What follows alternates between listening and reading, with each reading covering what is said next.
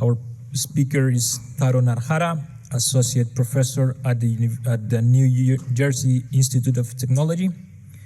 Taro, welcome to the stage.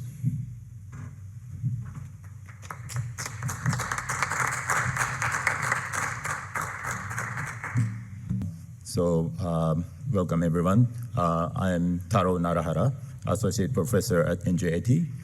Today, I'll talk about my experience incorporating generative AI into architecture design at NJIT. And my primary background is in architecture. And before joining academia, I worked professionally on three-dimensional complex structures, such as this entrance pavilion for Mori Art Museum. And I've been connecting physical and digital environment using 3D CAD software intensively. And at NJIT, I have been teaching architectural design to undergraduate and graduate students, including speculative design using sustainable technologies. And I'm also teaching digital technologies for VR and game design and also interaction design. So for example, my team exhibited an immersive pavilion last year at SIGGRAPH 2024 downstairs. And since 2020, I started incorporating generative AI tools in my architecture courses. Architecture design, unlike sculpture or fine art, must balance aesthetics and functionality. It progresses from concept and ideation to schematic and design development, where details are refined and before presenting solution to clients prior to construction. So as you can see, in architecture production, we have very distinct phases in progress. And through this exercise, incorporating AI for classroom settings as well, this exercise shows the importance of using effective AI tools in the right phases. So text to image for quick ideation, image to image for refining primary geometries, and image to video for presentation. And CAD-ready manufacturable AI outputs for construction may be the next thing to come. It's along the way right now.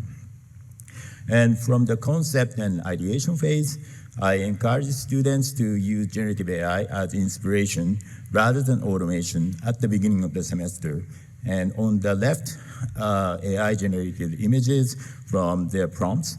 And on the right, the designs developed with conventional 3D software, including manual drafting and modeling. So this particular case, this student struggled to design anything other than rectangular shapes, but text-to-image AI output of green curved architecture on the left inspired him to create a more fluid, pedestrian-friendly 3D CAD model instead of his usual rectangular structures. So the left is AI output, but the right is completely designed through the traditional sort of conventional approach to design architecture. And from the initial AI inspiration, students developed buildings meeting professional requirements such as building codes, zoning, structures, and environmental performances. And at this earlier stages of our AI adoption, we still require conventional production work to follow AI-generated inspirations, like this one on left and right. And some students drew from AI images not only visual inspiration, but also structured ideas for 3D spatial configurations and architectural layouts. AI sometimes helps them move beyond common preconceptions. So for example, in this example, AI gave the students spaces beneath structure under the bridge. That's like a very sort of a crazy image, but student got a very interesting sort of breaking almost like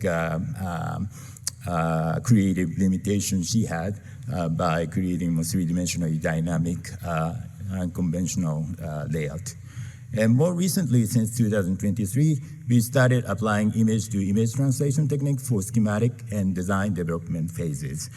So beyond ideation phases, more developed phases.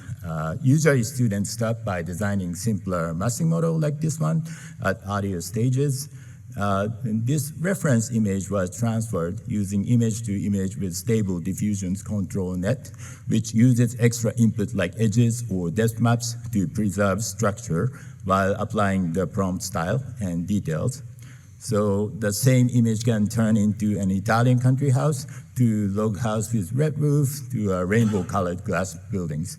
And in this case, I show an example using stable diffusion with control net because it's open source, free, and runs locally. But there's no restriction for students to use any other AI tools, runs on subscription, such as like a Runway, ML, or Midjourney.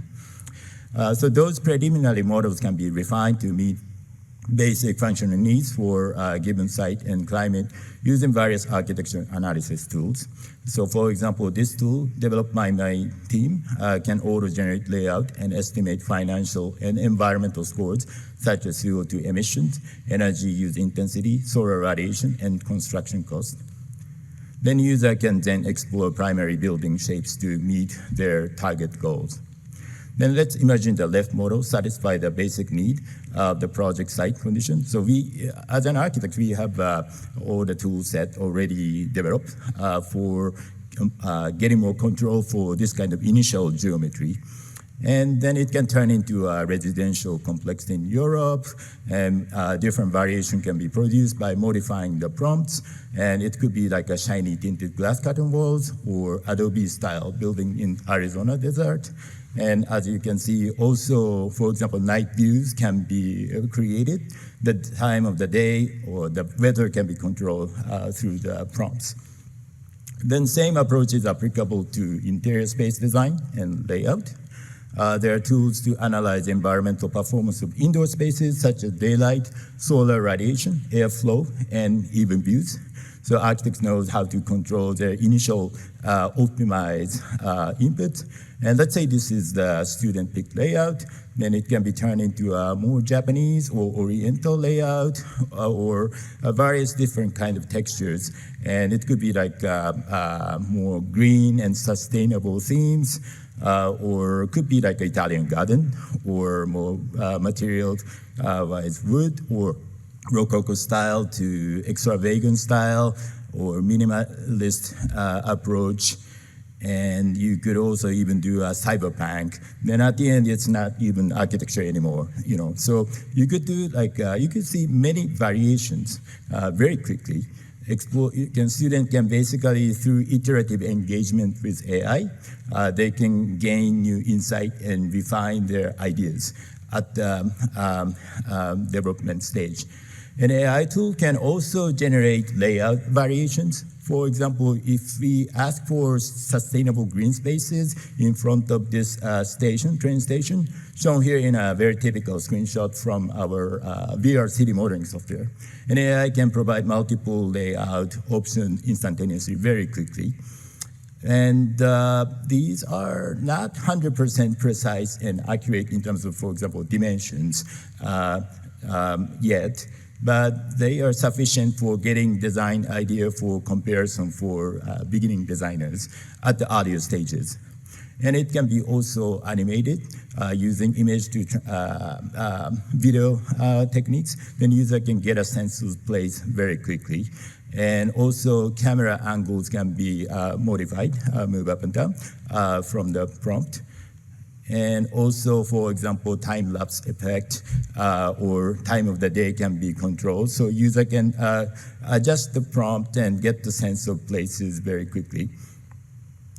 And also, for example, number of people in the scene, pedestrians and crowds can be, on the left example is a dense example, and the right one is a sparse example. Those kind of factor can be controlled so that a student can actually engage with this process to optimize the scenes. And another notable thing is that the prompts can include even aesthetics, mood, and perceptions. my student began adding characteristics to urban spaces such as eco-friendly using image-to-image translation. And on a side note, as an example of AI's ability to interpret subjective design quality, my previous research indicated that AIs can effectively predict subjective ratings of floor plans, such as modernity, spaciousness, luxuriance, and privacy with very high accuracy. So we created a large-scale dataset with scores for such subjective criteria using crowdsourcing. And we basically quantify qualitative values here, getting a high-dimensional feature for those kind of characteristics, very abstract, qualitative, perceptive, impressive values, then develop a multimodal deep neural network model for predicting such values with high accuracy from image inputs alone. So this makes AI well-suited for public space design, adding qualitative elements like cultural themes and personal perceptions to a shared understanding of space.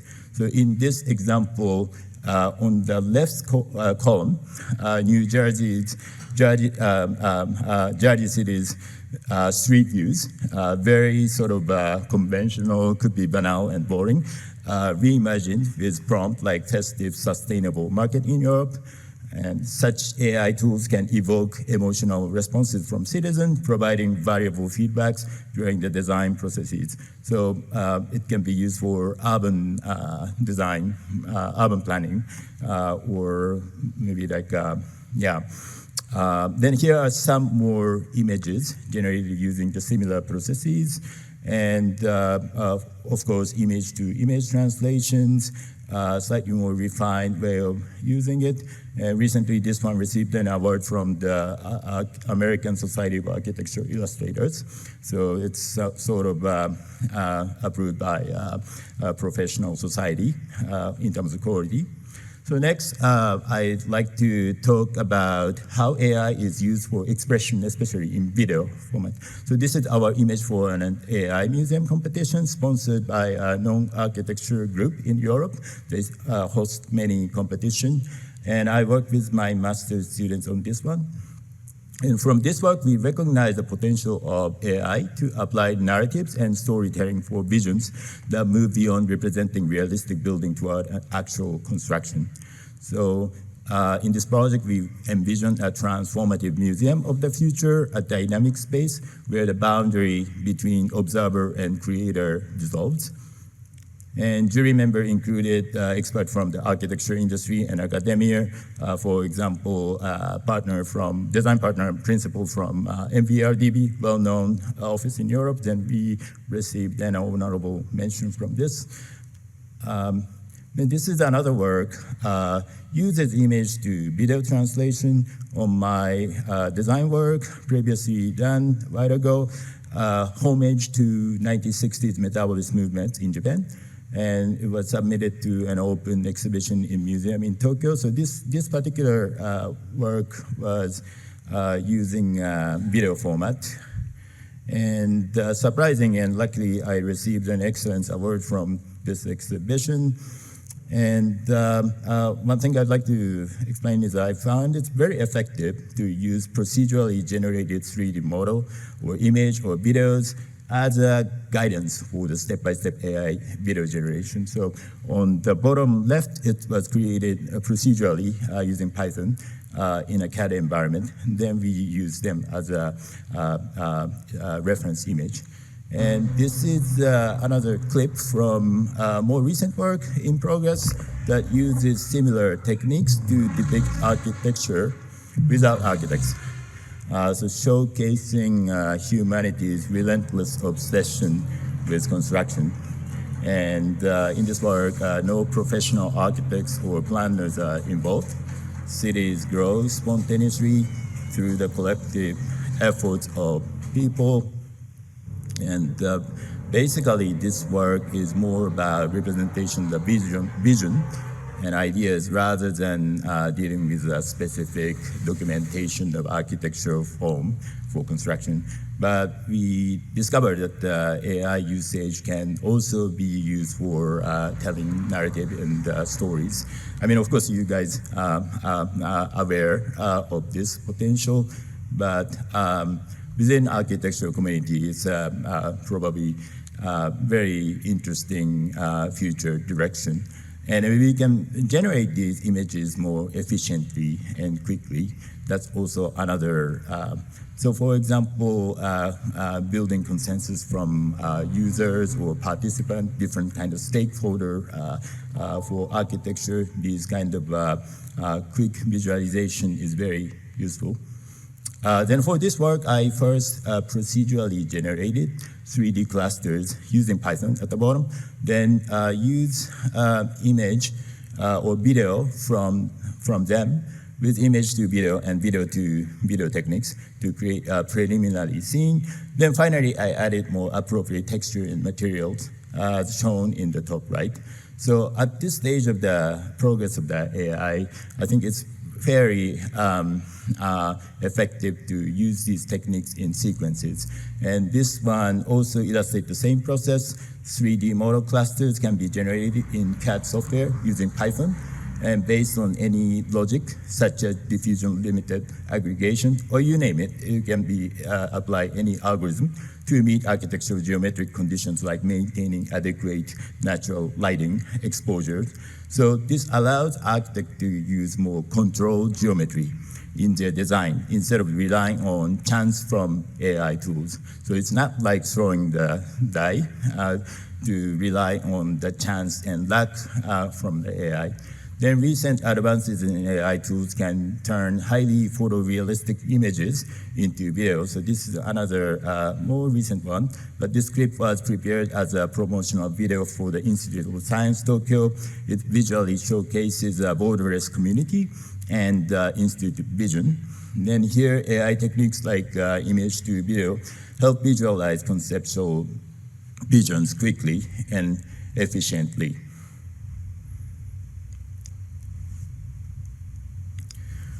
Don't worry, I will wrap it up.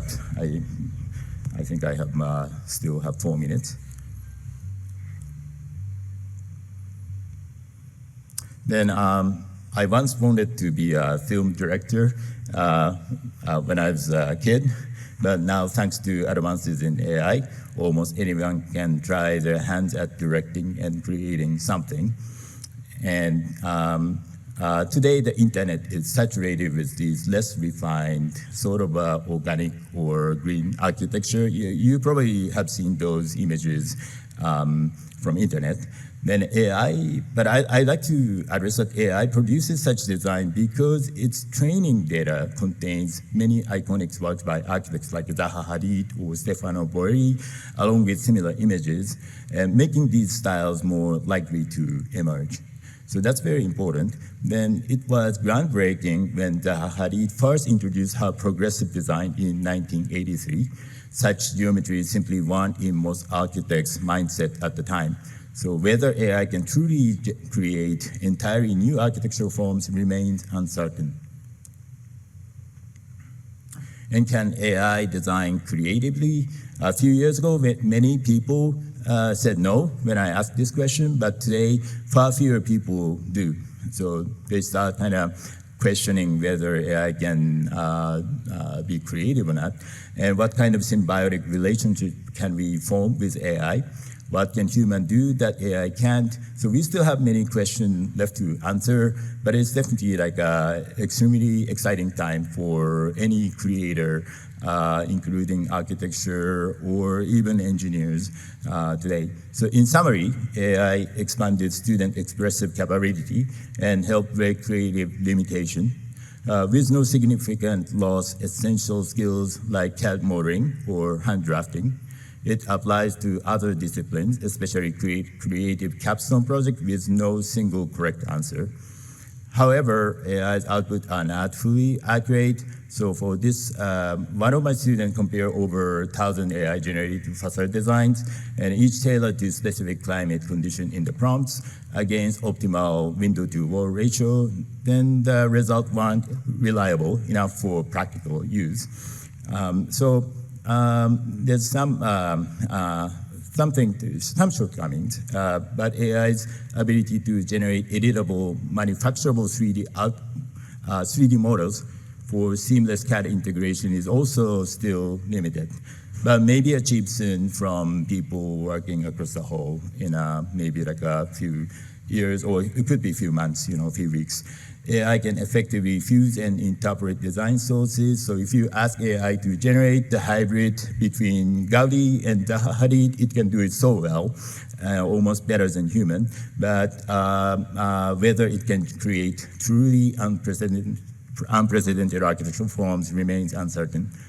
So thank you so much for listening. It took a little, probably longer, but for any questions, please contact me at this email address and some QR code for technical paper in my websites here.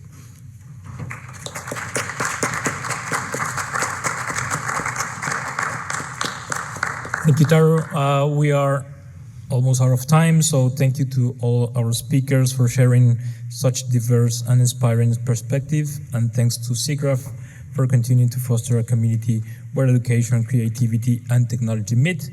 On behalf of our speakers, and myself, thank you for engagement and contributions. Please continue the conversation beyond this room and enjoy the rest of SIGGRAPH 2025. Thank you.